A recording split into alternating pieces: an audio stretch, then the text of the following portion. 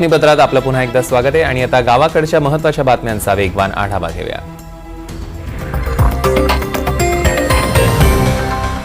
मराठवाड्यात 24 तासात 75 मंडळात अतिवृष्टीची नोंद। संभाजीनगरमधील 6, जालन्यातील 10, लातूरमधील 3 मंडळात पाऊस। सर्वाधिक बीड जिल्ह्यातील 29 मंडळाला पावसाचा फटका। मराठवाड्यात गेल्या 24 तासात तब्बल 75 मंडळात अतिवृष्टीची नोंद। उजनी धरणातनं भीमा पात्रात सुरू असणारा विसर्ग पुन्हा वाढवला। उजनीतनं भीमा नदीत 71,600 क्युसेकनं विसर्ग सुरू। नदीकाठच्या गावांना प्रशासनाचा सतर्कतेचा इशारा। संभाजीनगर जिल्ह्यात मध्यरात्रीपासून धुवांधार पाऊस। शेती पिकांचं मोठ्या प्रमाणावर नुकसान। नागरिकांच्या घरात पाणीच पाणी। संभाजीनगरात जोरदार पाऊस। पैठण शहरातील राहुल नगरात पुन्हा पाणी शिरलं। नागरिकांचे मोठ्या प्रमाणावर नुकसान।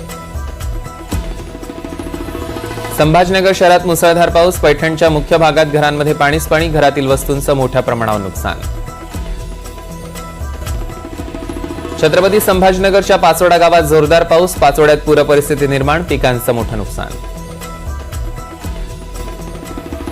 छत्रपती संभाजीनगर जिल्ह्यातील पाचोडच्या गल्हाटी नदीला पूर। पाचोडा खुर्द पाचोड गावाचा संपर्क तुटला। नदीकाठच्या गावांना सतर्कतेचा इशारा। छत्रपती संभाजीनगरच्या सिल्लोड तालुक्यात रात्रीपासून मुसळधार पाऊस। सिल्लोड तालुक्यातील शेखपूर पिंपळगाव घाट खेळणा नाडी भागातलं दृश्य। नुकसानीची भयंकर परिस्थिती दाखवणारी दृश्य। पिकं झाली आडवी। छत्रपती संभाजीनगरच्या सिल्लोड तालुक्यातील मुसळधार पावसामुळे अजिंठा लेणी परिसरात धबधबा प्रवाहित।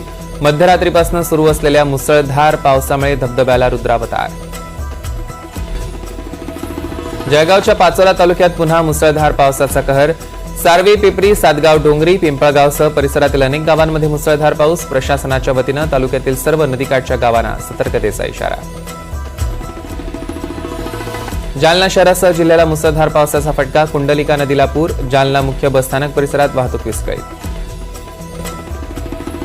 जालन्यातील सराटे वजर मंडळात अतिवृष्टी। सोयाबीन मका कपाशी पिकांना मोठा फटका। शेतकऱ्यांच्या अडचणीत वाढ। धाराशिव जिल्ह्यातील कळंब तालुक्यात मुसळधार पावसाची हजेरी। संजितपूर गावातील तेरणा नदीला पूर। परिसरातील शेतात पाणी शिरलं। काढणीला आलेल्या सोयाबीन पिकांचं मोठं नुकसान। बीडच्या शिरूर तालुक्यातील वडळी गावातनं जाणाऱ्या नदीला पूर। नदीकाठचे 32 नागरिक पुरात अडकले। बीड जिल्ह्यात रात्रीपासून जोरदार पाऊस। अनेक नदी नाल्यांना पूर। काही ठिकाणी गावांचा संपर्क तुटला। पूरस्थितीची चित्र ड्रोन कॅमेऱ्यात कैद। बीडमधील माजलगावचं धरण 95% भरलं। पहिल्यांदाच धरणाचे सर्व दरवाजे उघडले। नागरिकांना प्रशासनाकडून सतर्कतेचा इशारा। धाराशिव जिल्ह्यात पावसाचा कहर। परांडा भूम तालुक्यातील नद्यांना पूर। अनेक गावांचा संपर्क तुटला। धाराशिवच्या भूम तालुक्यातील हिवरडा गावातील पाझर तलाव फुटला। अनेकांच्या शेतात शिरलं पाणी। शेतकरी आणि इतरांचंही मोठ्या प्रमाणावर नुकसान। जायकवाडी धरणातनं विसर्ग वाढवला। जायकवाडी धरणाच्या 18 दरवाजांमधनं 75,456 क्युसेकनं विसर्ग। गोदावरी काठच्या नागरिकांना सतर्कतेचा इशारा। जालन्यातील सुकना नदीला पुन्हा मोठा पूर। जिल्ह्यात पावसाचा कहर सुरूच। सुकना नदीपात्राची ड्रोन दृश्य समोर। बुलढाणा जिल्ह्यात मुसळधार पावसाचा पुन्हा धुमशान। सिंदखेड राजा तालुक्यात पावसाचा धुमाकूळ। सोनोशी परिसरात ढगफुटी सदृश पाऊस। शेकडो हेक्टर शेती पिकं पाण्याखाली। अक्कलकोट तालुक्यातील वागदरी गावात मुसळधार पावसाचा कहर। पावसामुळे नाल्याला प्रचंड पाणी।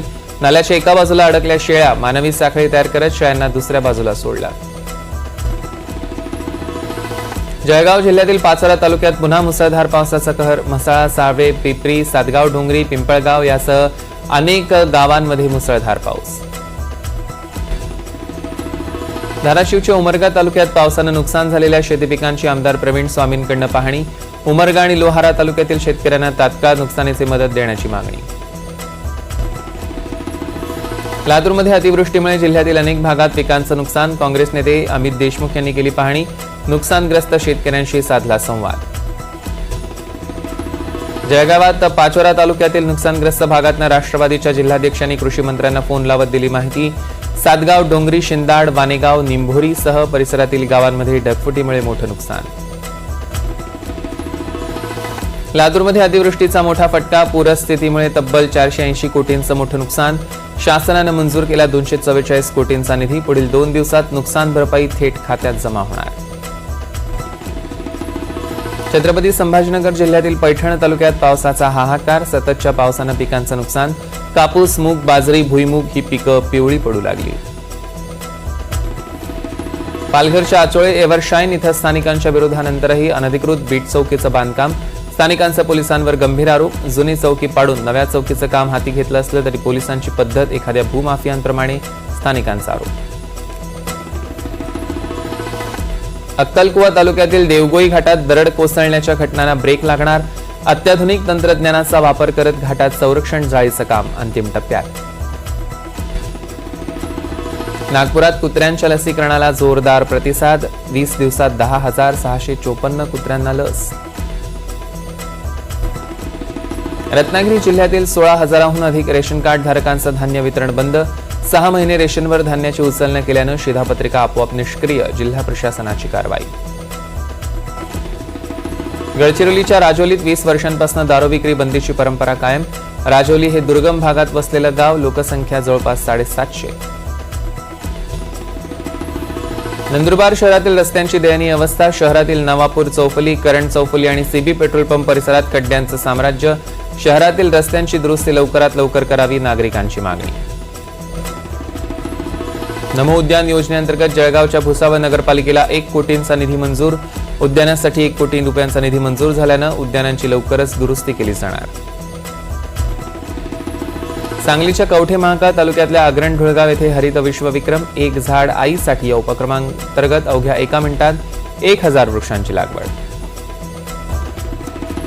नंदुरबारच्या कल्लेखेतपाडा येथील जिल्हा परिषद शाळेतील शिक्षकाची बदली. 17 वर्षांनंतर शाळेला निरोप देताना विद्यार्थ्यांना अश्रू अनावर. गडचिरोली जिल्ह्यात स्मार्ट मीटरच्या नावावर कंत्राटदार कामगारांकडून ग्रामस्थांना पैशांची मागणी. निराधार वृद्ध महिलेकडून सुद्धा पैशाची मागणी.